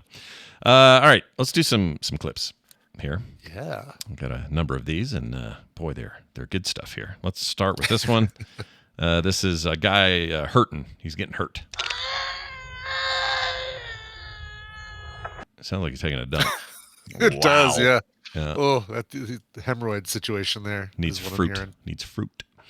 I was shaving you. I was shaving you. All right. That's the nurse shaving him. I mean, I thought you were saving me. You're shaving me. Okay. Yeah, you're shaving me. Please shave me. I'm shaving myself for marriage. That's right. For marriage. Shaving myself for marriage. Listen. Shaving myself for marriage. You were ugly. You were ugly. All right. There's another fun one. Aw, hurts. Enjoy the fruit. Enjoy the fruit, Remo. Yeah. okay. Oh, Remo. You know what?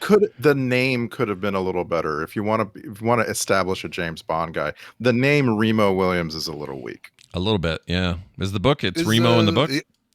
Yes, that's actually what I was just about to ask. So it is. Okay, so he's Remo in the book. Okay, that's surprising to me. He's Remo in the book. Remo in the book. In the book.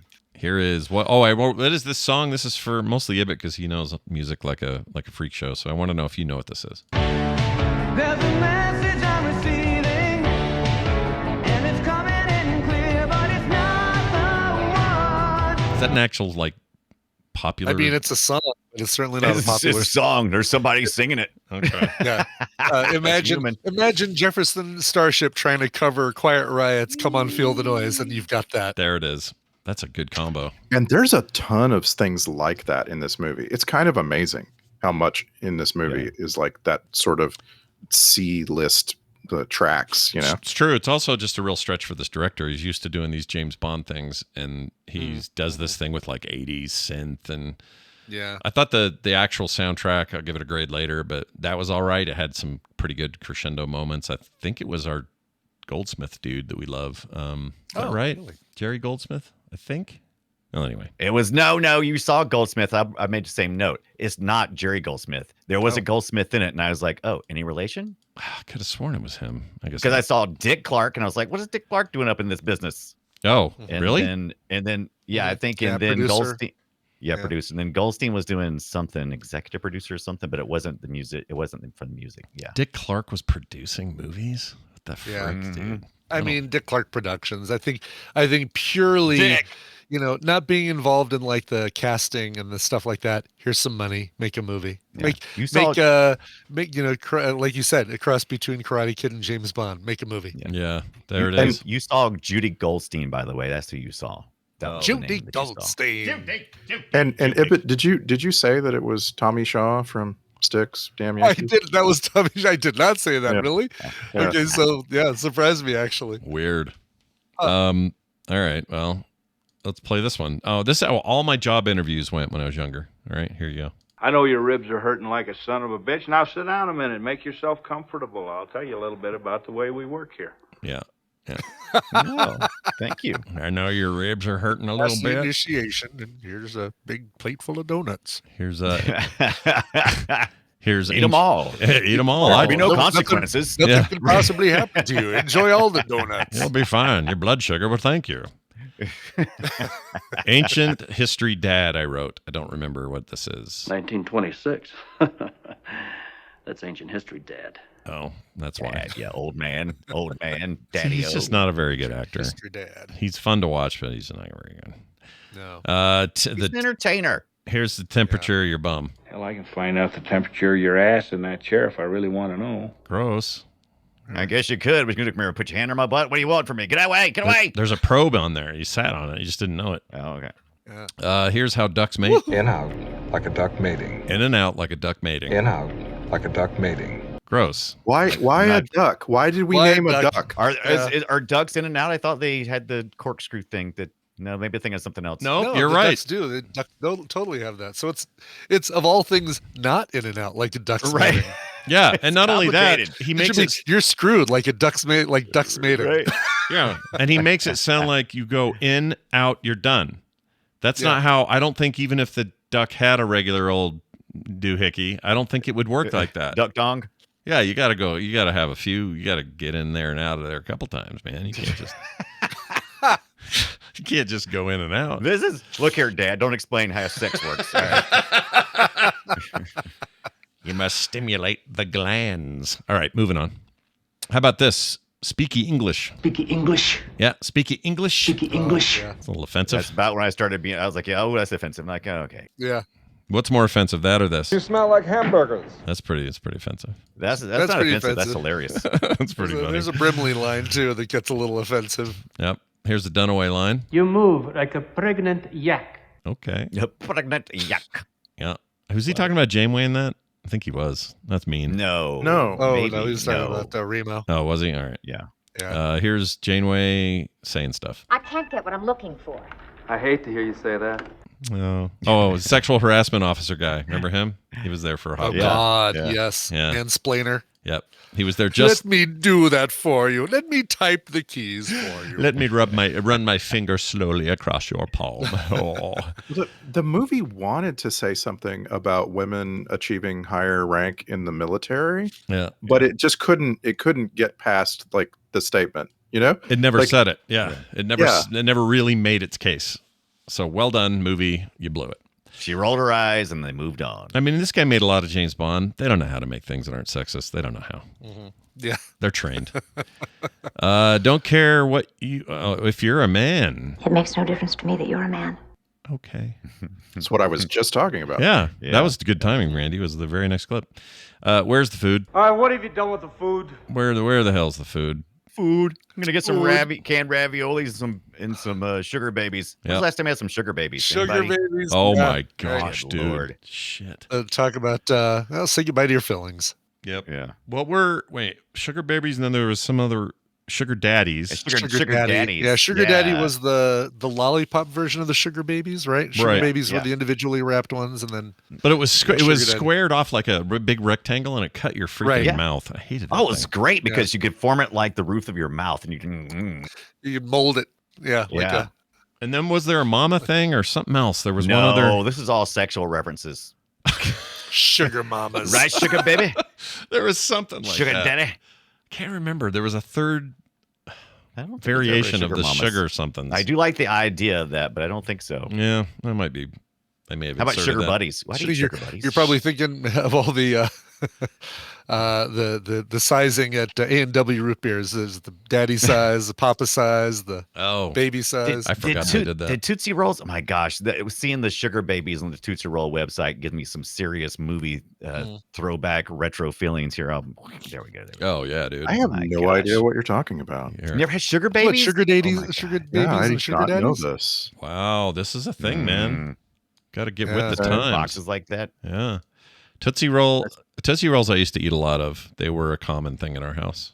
So what's the other yellow box with red letters that has chocolate covered caramels? Those are Knockoff there's sugar a babies? different one? Much Yeah, more 'cause common. There's a much more common thing than this. Not milk duds. What? obviously. milk First of all- duds. Milk duds. That's what I'm thinking of. You get them at the movie theater. No, Is it- then those are milk duds, but yellow box, Common but sugar not babies? red. I Oh, think you're getting. hold I on. think you've seen sugar babies. I think so.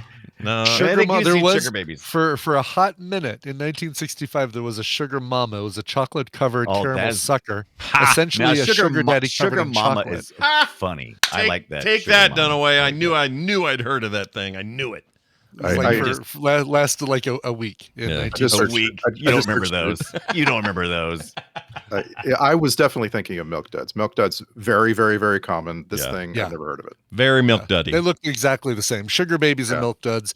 Dump them out. They look exactly. Maybe the sugar. Same. Maybe sugar babies was like because Randy's like just barely younger than the rest of us. I mean, like just like by a minute. Yeah. And maybe sugar babies was just through the 70s, and right when Randy came along, I said we got to pull those. Maybe. People are dying. Maybe. Get them out of here. I'd be curious. I think milk duds are bigger than sugar babies. I think. Milk duds are definitely bigger than sugar babies. Sugar babies are like raisin sized. They're like raisinette sized, basically. With no raisins. And by the way, suck them. Suck them. Don't chew them. You'll pull your like Brian said. You'll pull out your dental work. You've now said the name so many times that it doesn't make sense to my brain anymore. Sugar babies. Sugar baby. Yeah, it's a bunch of sounds all strung together. I'm curious about the name milk duds because they don't, they're not milk. I like when I get chocolate, I guess, but I like when I get the occasional milk dud in my Whoppers. That's always fun. And a dud is a sad thing. You don't want a dud. I'm sorry, you got a milk dud in your Whoppers the candy, not Whoppers the burger. Yeah, not okay. No, weird. I'm like, where are you getting Whoppers? Jeez. Yeah, I would stop going to that Burger King altogether. Hell yeah, I'd avoid that shit like the plague that it is. Holy grossness. Well, all right then. Let's move on to this clip here. That was fun. Yeah, that was a fun tangent. How about the sound of Master Hoo-Ha laughing? It's musical. You can totally put that to a beat and make a little EDM track with it. Hey, it's Uncle Lewis again. We talked about William Hickey. Here he is. That's it, kids. Lady Luck is watching you. She's got her eyes on you. She hasn't got all day. She's waiting for a crap game in Bensonhurst. Here we are, folks. 7 hoops, $1, everyone a winner. Hey! Everyone a winner. The blessing. What the blessing. That guy's great. Uncle Lewis. He's the best. He was. I gotta watch that Billy Crystal thing again, where he's just reading every sign as Billy Crystal's driving down the street. Forget Paris, was that it? Yeah. You want it? You got it. Toyota. Oh, that's so good. William Hickey, underappreciated, gone before his time. Well, he was 80 something, but. Anyway, can't believe what I'm hearing today. I can't believe what I'm hearing here today. That's a weird one here today, to be more specific. Now in this place. He died in the cement. That was that guy. Oh, okay. Here's a horrible gargle sound. I think that was Diamond Tooth Jim there. Yeah, getting choked out. Getting choked. He just keeps making that sound. Here's your hired help. Okay, guys, it's Miller time. We killed a guy. Let's go get drunk. Now let's go down Here's to Sam's the good place. Friends. Tonight is kind of special. That's an ad that I know immediately when I hear it, but I can never think of it if you tell me, hey, Scott, sing an old ad from Miller. I can't do it. Well, that was Lowenbrow. Oh, was it Lowenbrow? Oh, okay. Yeah, that was Lowenbrow. No. I never remember it, though. Like, I should remember. Like, to me, it's like the coffee. Yeah. The best part of waking up. Like, you never forget it, but I always forget Is your kid from the military in your house? Is that the one where the brother and sister seem What are you doing home? They're a little too close. Yeah. Anyway, he knows. What? I don't know what this is. You know, Mac, I could tell you what George Grove had for lunch every day this month. Gross. Yeah. Is that because he checks his poo later, or? And I can tell you the temperature of his butthole too. That's right. If you're curious. That probe Right has here. two features. Tells me what you ate. Tells me the temperature. Tells me whether you got colon cancer. That's right. Here is him. Oh, this is great. Massive coronary. It's just fun to hear. Massive coronary. Massive coronary. And then he says, Poof. poof, Poof. Poof. Yep. Wilford Brimley really bringing it this week. Yeah. This sounded like MASH to me. Oh, no kidding. Yeah. Suicide is painless. Let's see here. Satisfying door sound. I like it. It's good. Yeah. It's pretty good, right? Hated this sound. This is the teeth on the glass. There's more. Oh gosh. Oh Jesus. Shit. I hate that so much. I hesitated on even putting it in here, but I did. Yeah, you did. It's pretty impressive, though. Let's be racist and sexist. Women should stay home and make babies. All right. Preferably man-child or whatever he said. Yeah, man-child, yes. Okay, here he was talking to Janeway. You are very skinny. It's not very nice. Don't be talking about people's looks, old man. old white man. Yeah, old man. And then here's some radio silence. Stop your goddamn chattering and give me radio silence and some map coordinates. Some map coordinates. I like that guy. I love all the sequences where people are talking to each other on the radio, and they're all military people with their little codes and their instructions. Yep. Just something about it. Like someone sat and wrote down, you know? Yeah, it's all horseshit. It's not based on anything. And I tried to figure out if I had the energy to understand what exactly military operation this was. Operation Pine Tree Missile. I was like, what? They're moving trees? Don't even think about it, Brian. Just keep moving on. Just keep moving. It's great setup for the stunt work, but there's no other reason. Yeah, very true. All right, checklist time. Him running through the forest with all of these bombs dropping around him was an excellent scene.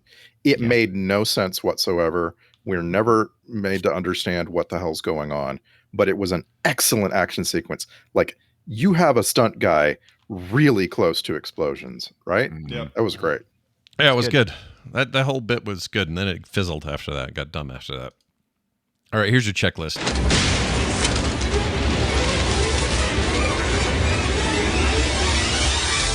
The Film Sack checklist: trying to imagine the rent in your huge karate training apartment in New York City. Check. Brimley is just an old dude using the internet all day in a tiny room. Check. And finally, this kind of made me want to check out the beloved book series. Check. I do want to see. I want to read it. Star Trek Connections. Obviously, Kate Mulgrew, but there's got to be more. So, Randy. Oh yeah, there's so many that I don't know what to do with them all. There's Joel Kramer, who was one of the guys attacking on the Statue of Liberty. He was in Star Trek: The Motion Picture as a Klingon. There's Michael Pataki, who played someone named Jim Wilson, who was in both Star Trek and Star Trek: The Next Generation. There's Patrick Kilpatrick. That's right. His name is Patrick Kilpatrick. That was Stone, right? He was in both an episode of Deep Space Nine and an episode of Voyager. We could just go on and on. Joel Grey is another one that we'll stop on. He, Chun in this movie was in an episode of Star Trek Voyager. Kate Mulgrew gets a bunch of credits, and like, it still feels like not as many as she actually has. Like, I feel like Kate Mulgrew has been all over Star Trek, but the credits that we got are Voyager and Prodigy and Nemesis. And in Nemesis, she just has a very bit role, right? Yeah, she's an admiral. Admiral Janeway. Admiral Janeway. It's after they got back or whatever from being lost in the Delta Quadrant.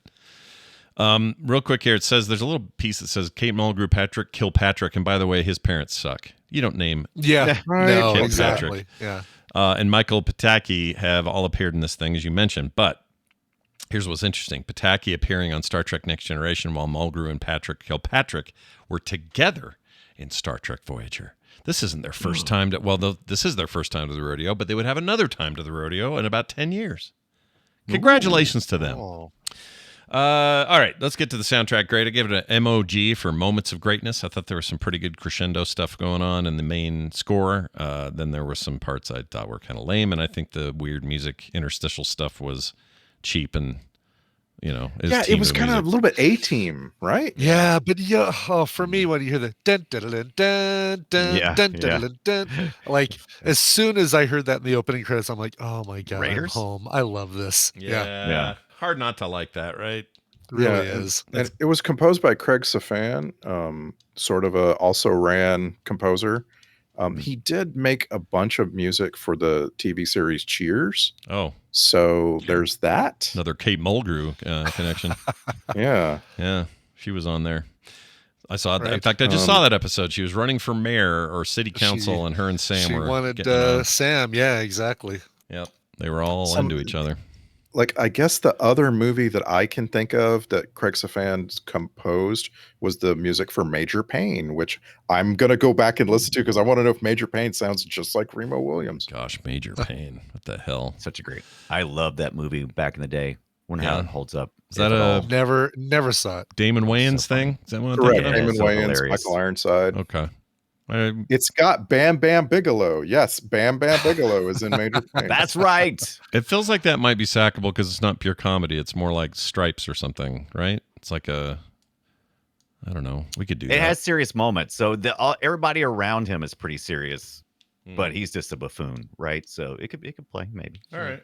Well, sign me up. Let's get to the sound. I already did that. Let's get to the social media post. Let's start with Randy this week. I don't know. It sounds crazy that we would do that, but let's do it. Randy, in 200 characters or less, could you please sum up this film? Remo Williams. I was killed and then revived. I was altered, then deprived. Then I met this man named Chun, and my heart, my love arrived. Into his nonsense we dived, pseudo-Eastern bunk derived. We were passionate, and soon our love story, it survived. Wow. Wow. I don't even know what to say about that. I like it, though. You've turned me on. Let's move down the road. You said it. Yeah, I did. I said the thing. Brian Dunaway, it's your turn.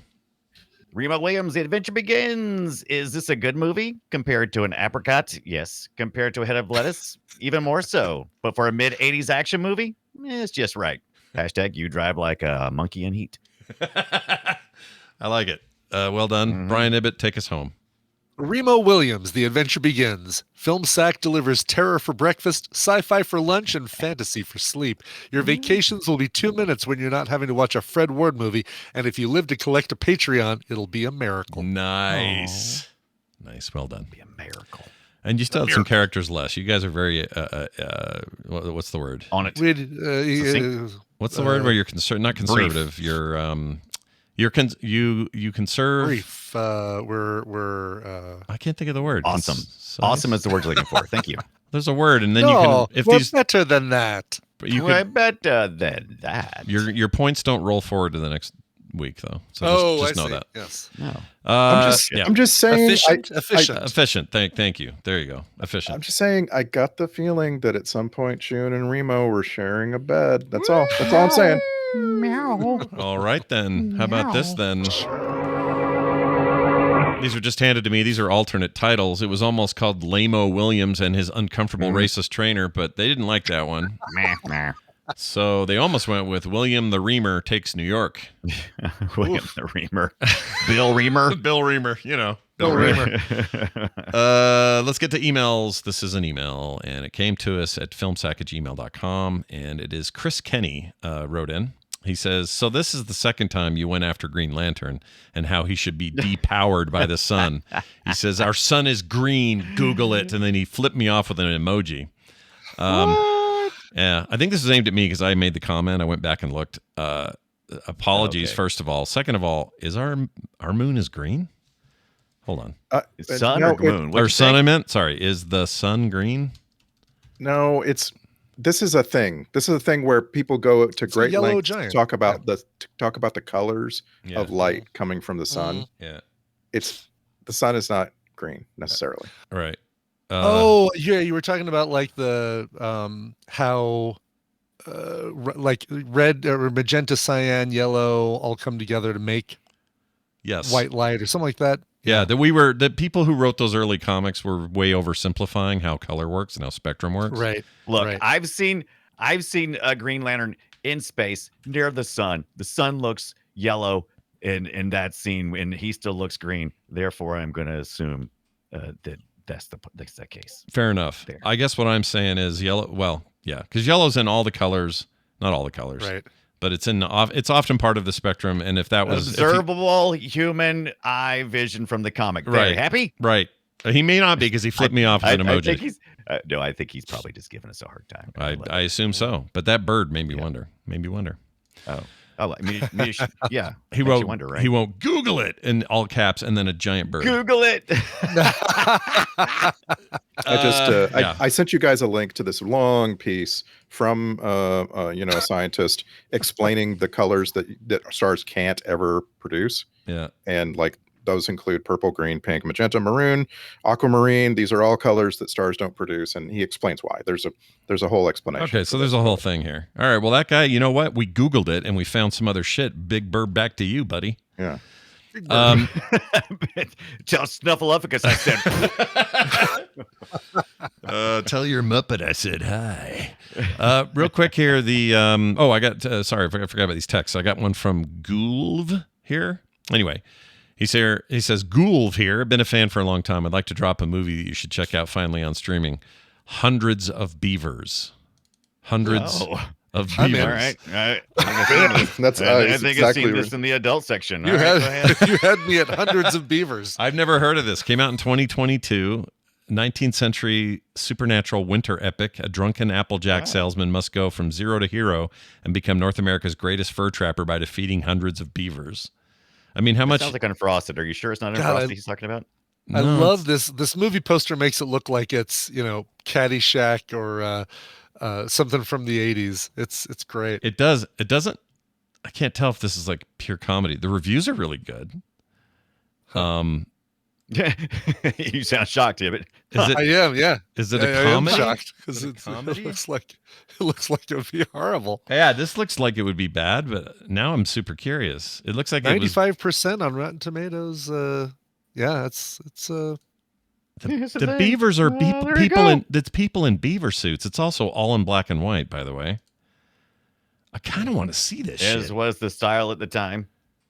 A bona fide masterpiece, says the New York Times. An Are you exalted sure status doesn't for say film. bona fide masterpiece? I'm pretty sure we're talking about an adult movie. One of the great comedies of all time. So it is a comedy. I don't know. I'd be curious. I'm genuinely curious. For And sure. Brian is dead Yeah. right. This is like either it's like a Mad magazine cover or one of those old Right. Like Animal House looking, the movie posters where they draw caricatures of every actor who's in the film Yeah. doing something zany. Yeah, the big heads, little bodies, all that. Yeah. Yep. Yeah, well, you know what? I'm genuinely curious now. Did he say this is streamer or still? Oh, it is. Yeah, here we go. Amazon Prime Video. Okay. I think so. Prime, let's see. What the hell It is doesn't say whether it's Fandor? free on Prime or pay on Prime, but What's Fandor? You guys heard of that service? Yeah. it's the guy Fandor. from What We Do in the Shadows. Yeah, that's great. I didn't see that coming. Smacked me right in the face. I didn't either, dude. That was really good. He's the best. I love Nandor. All right, moving on to one final one. Let's see. Oh, no, I have two more. These are short. Here's one from Ricky. He says, Dear Film Sack, it's been brought to my attention that Only the Strong is on Max right now.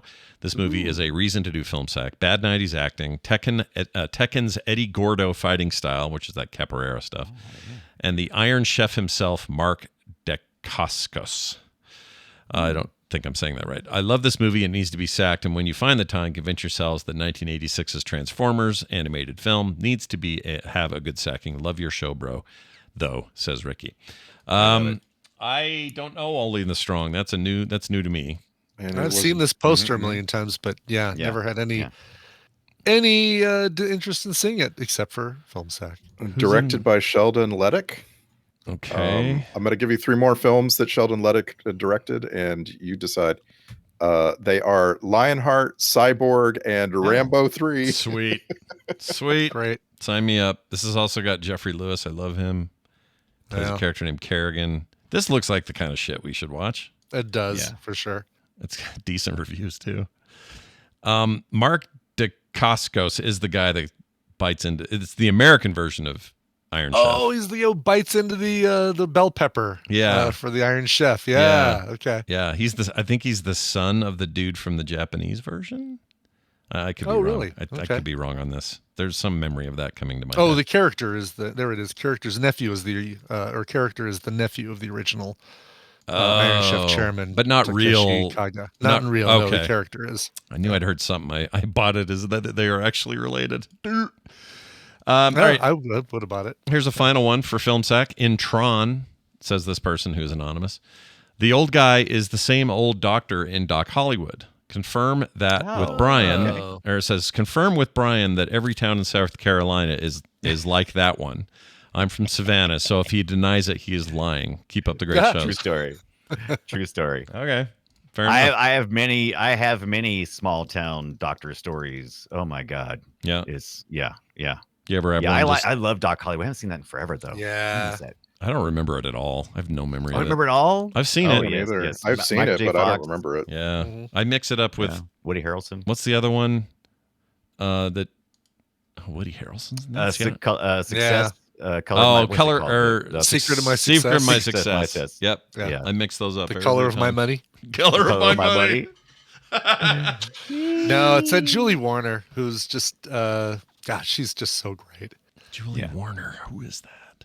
I don't. She's the love interest in this. She's the love interest in Tommy Boy, and I do love her. She's a lot of fun. Yeah, she's oh yeah, she's still pretty. Look at her. Yeah, she's still pretty. Look at that. I'm just saying. Oh yeah. Some Excuse actors me for a minute. Some actors age really well and don't do a bunch of work. Bunk. She's one of these people that did not do a bunch of work, and she looks amazing.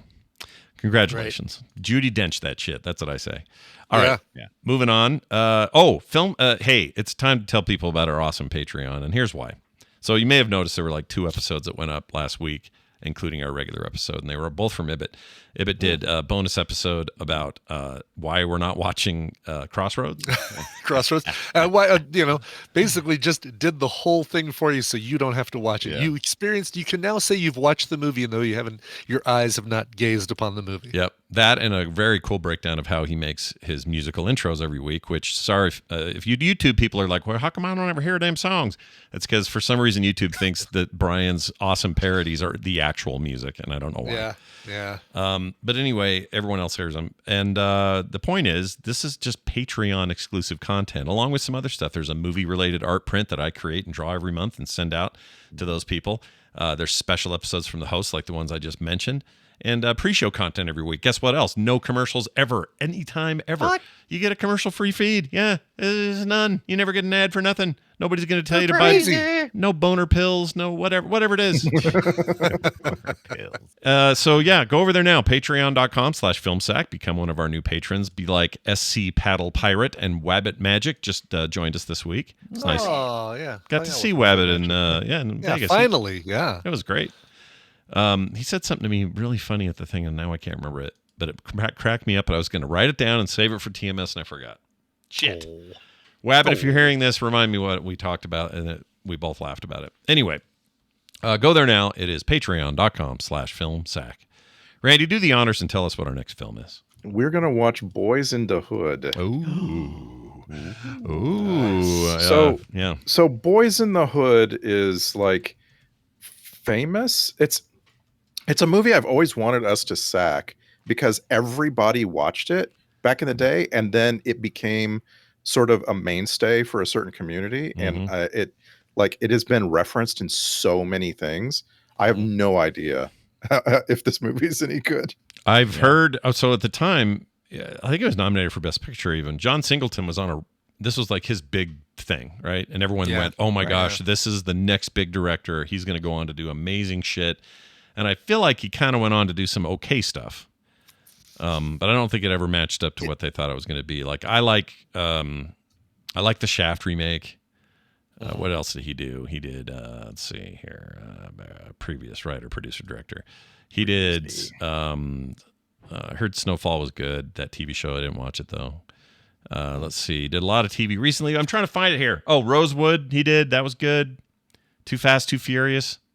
That was all right. Got some Morris Chestnut in there too, right? Right. So this is the movie that launches 3 teenagers into careers. Morris Chestnut, Cuba Gooding Jr., and Ice Cube are all teenagers here. Yeah. And I mean, it has 96% on Rotten Tomatoes. So nice. We'll see. It's well regarded, this movie. So we'll see if it holds up. It's also about a time of hip hop and East LA, and a time where Watts riots. What's the Rodney King thing? Right. It's a very specific time. The movie takes place in 1984, and it comes out right before that stuff. True, but I'm saying is from a cultural standpoint, I feel like this is a very specific time that is very NWA. It's very that era, and I'm not saying that it doesn't hold up. I just think it's changed a ton, right? And so I don't know how this will hold up. I think Cuba Gooding Jr.'s wardrobe was made by Denise Huxtable. Yeah, she made that shirt Yeah, for dude. Theo. Ice Cube's just wearing what Ice Cube always wears, so that's fine. Yeah. Right. Can we find out in the next week whether it's Cuba or Cuba? I need to know if there's Cuba. a Y sound in Yeah. that name. I think it's you have to show him the money, and then he'll tell you. Show me the money. Oh, Angela Bassett. Did you say her name earlier? I missed that. If you did, I like Yeah, her. love me. God, I love Angela Bassett. We love her and Think of stuff. her. Yeah. Tyra Farrell. There's a lot of good Literally people love in her. this, and I love Lawrence Fishburne. He could just freaking rub his nose on my sleeve, and I'd be happy. So whatever. Absolutely. Bring it Okay. A little too far for me, but yeah, okay. on. Anyway, that's next This week. is- Boys in the Hood. Yeah, Where's this has streaming? This has been suggested to us quite a few times over the years, so we're gonna knock it out. Where'd you say it was I streaming? know it was. Did you What? did you say Yes, where it- it was streaming? It's on Netflix. Netflix. Okay. Netflix. Nutflix. Ooh, don't go there. Netflix. Nerdflix. Nerdflix. Hey, Yeah, you can see 100 Beavers on Netflix. And here's a list of where you can see them. Amazing. All right. Well, that'll do it for us. Oh, by the way, if you're in Vegas and you go to the Sphere, this is my one recommendation about the Sphere. Everything about it is very cool. As Brian and I know, we were there together. The only thing I would say is, if you're not prepared to see the largest elephant butthole of your entire life, just know that going in that you will see the world's largest elephant butthole. And probably monkey butthole, but it was so superseded by the elephant butthole that I forgot about the monkey. Thank you. Thank you. If for you telling and if that. you don't want to pay $75 to see a giant elephant butthole, just go to Circus and see it for free. Yeah, see it for free. Yeah. Where 100, While- 100 beavers are also in there. Yes. hello. 100 beavers. Also, while you were out, Drew Carey made a huge internet meme out of seeing fish at the Sphere. Oh, did he? Oh, now? really? Yeah. I saw some video of that. It looked crazy. It looks so cool. That thing is rad, you guys. It's a rad I really thing. want to see a concert there. Yeah. I don't think Brian's life isn't complete until you see one of your favorite bands there. Exactly. I mean, even a band that I'm somewhat a favorite right now, Fish, Dead and Company. Not a pull for me. I would have loved to have seen U2 there. Of the three, that would be the band that I like the most of those three. But yeah. I'm waiting for. I mean, I'm sure there's going to be something that's like a Brian must go kind of situation. Well, Google Drew Carey Fish Sphere and watch his breakdown of it. He starts by saying he had never even heard of Fish, like he'd never heard of Fish song. He didn't Now I want to have any- them all spayed and neutered. Did he carry that on, by the way? Did he still? Yeah. Oh, Yeah, yes, he absolutely. does. Yeah. I've never seen. Okay, I mean, I don't know if this makes me bad or good, but I've never seen a Drew Carey Price is Right. Not one. You got to watch at least one. Yeah. I think they're on Hulu or someplace you can watch the today's episode or whatever. It's during still the a week. fun thing, right? Fun game to watch. It is. It's still a fun thing. They still have the mountain climber. They still have Plinko. They still have all that stuff. But Drew Carey is just so. He feels like, oh, I just happen to be here, and I'll tell you, you're gonna play a pricing game, and da da da da. It just feels like, oh, I'm here. I might as well do this for you. Yeah. All right, you've convinced me. I'm gonna do it. Yeah. Anyway, where were we? Oh yeah, Boys in the Hood next week. That's gonna do it for us.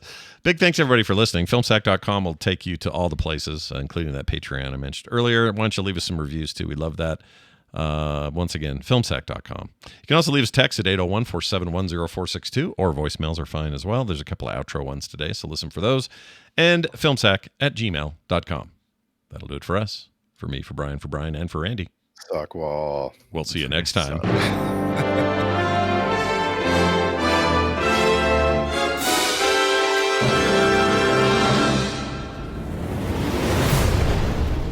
This show is part of the Frog Pants Network. Yes. Get more at frogpants.com.